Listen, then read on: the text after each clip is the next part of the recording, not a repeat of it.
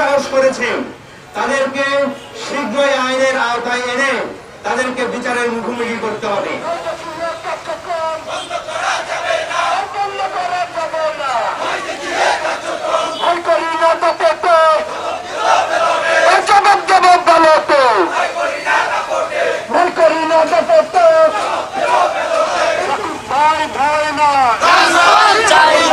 রাজপথ ছাড়ি না,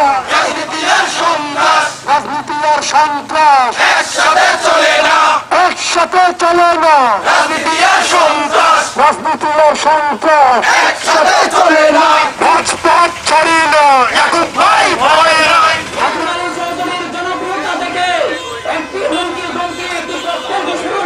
জামাত ইসলামের যে প্রার্থী ওনার বাসায় উনি যেখানে থাকেন এখানে যে ককটেল বিস্ফোরণ করার যে দুঃসাহস করেছেন তাদেরকে শীঘ্রই আইনের আওতায় এনে তাদেরকে বিচারের মুখোমুখি করতে হবে।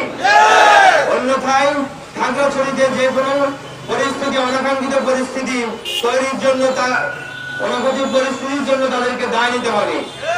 তাহলে আমাদেরকে বলবো যে আমাদের প্রার্থীর বাড়িতে ককটেল বিস্ফোরণ করেন, আমাদের যে 11 দলীয় জোট সারা বাংলাদেশে আছে 11 দলীয় জোটের মধ্যে ভাঙন সৃষ্টির মাধ্যমে খাগড়াছড়িতে একটি রাজনৈতিক দল তাদের রাজনৈতিক উদ্দেশ্য হাসিলের চেষ্টা করছে। বাংলাদেশ জামাত ইসলামীকে ভয়ভীতি দেখিয়ে ককটেল বোমা হামলা করে বাংলাদেশ জামাত ইসলামীর কার্যক্রমকে বন্ধ করা যাবে না।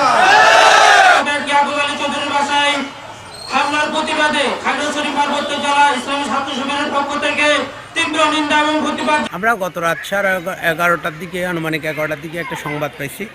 সে আলোকে আমরা শালবন এলাকায় জনৈক মাহমুদুল এর বাসায় যাই। উনি সাবেক অবসরপ্রাপ্ত সেনা সার্জেন্ট। উনি বলছেন যে ওনার উঠানে একটা ছোট সাদা প্লাস্টিকের অংশ দিছে।